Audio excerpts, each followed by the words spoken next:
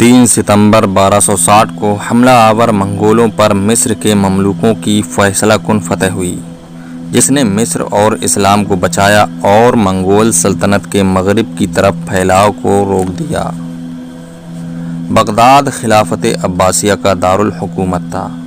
1258 میں Hulagu Khan کے ماتحت منگولوں کے قبضے میں چلا گیا تھا اور آخری عباسی خلیفہ کو موت کے گھاٹ اتار دیا گیا تھا۔ 1259 میں منگول فوج، جس کی قیادت عیسائی ترک کر رہے تھے، کتبوگا شام میں منتقل ہوا، دمشق اور حلب کو لے کر بحر روم کے ساحلوں تک پہنچ گیا۔ اس کے بعد منگولوں نے 1260 میں ایک ایلچی کو قاہرہ بھیجا تاکہ مملوک سلطان المظفر سیف الدین قطز کو تسلیم کیا جائے، جس کا جواب ایلچی کو پھانسی دینے کا تھا۔ پھر دونوں طاقتیں جنگ کے لیے تیار ہو گئیں۔ قطز کی قیادت میں اپنی فوج کے ساتھ مملوکوں نے غزہ میں ایک چھوٹی منگول فوج کو شکست دینے کے لیے شمال کی طرف کوچ کیا۔ پھر عین جالوت کے مقام پر تقریباً 20,000 کی منگول فوج کے خلاف مقابلہ کیا، کیونکہ یہ وہ جگہ تھی جہاں بادشاہ کا نام لیا جاتا تھا۔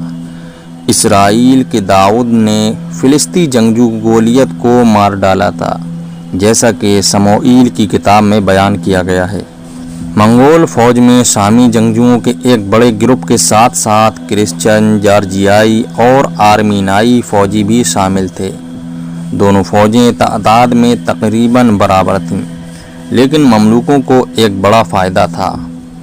ان کا ایک جرنیل بائبرس اس علاقے سے واقف تھا، کیونکہ وہ اپنی زندگی کے شروع میں اس علاقے میں مفرور رہا تھا۔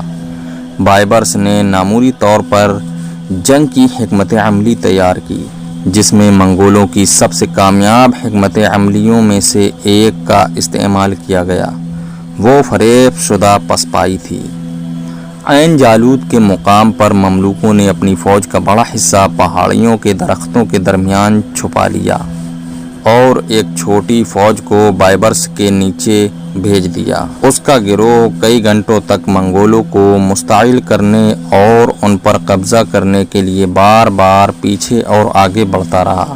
اس سے پہلے کہ وہ ایک فرضی پسپائی شروع کر سکیں، کیدبوکا چال پر گر پڑا اور ایک پیشگی حکم دیا۔ اس کی فوج تعاقب میں آگے بڑھی۔ صرف پہاڑیوں میں مرکزی مملوک فوج نے گھات لگا کر حملہ کیا۔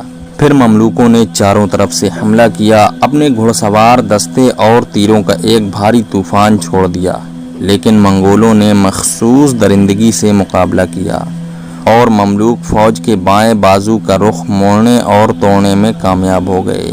اس قریبی لڑائی میں مملوکوں نے ہاتھ کی توپ کا استعمال کیا، جسے عربی میں مدفع کہا جاتا ہے، بنیادی طور پر منگول جنگجوؤں کے گھوڑوں کو خوفزدہ کرنے اور الجھن پیدا کرنے کے لیے۔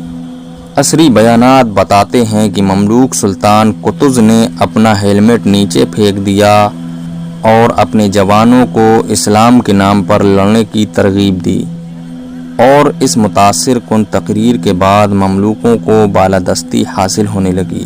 پھر منگول جنرل کیدبوکا جنگ میں مارا گیا، یا ایک بیان کے مطابق مملوکوں نے اسے قیدی بنا لیا، اور جب اس نے یہ اعلان کر دیا کہ خان اس شکست کا وحشیانہ بدلہ لے گا، میدان جنگ میں اس کا سر قلم کر دیا گیا۔ آخرکار منگولوں نے مڑ کر بیسان کی طرف بڑھتے ہوئے پیچھے ہٹنا شروع کیا۔ 8 میل یعنی کہ 13 کلومیٹر دور مملوکوں نے سارے راستے ان کا تعاقب کیا۔ بیسان میں منگولوں نے ایک بار پھر جنگ کا رخ کیا، لیکن انہیں بھاری شکست ہوئی۔ اس طرح منگول سلطنت ایران اور میسوپوٹامیہ پر مشتمل تھی، جس نے مصر کو مسلم مملوک کے ہاتھوں میں محفوظ چھوڑ دیا۔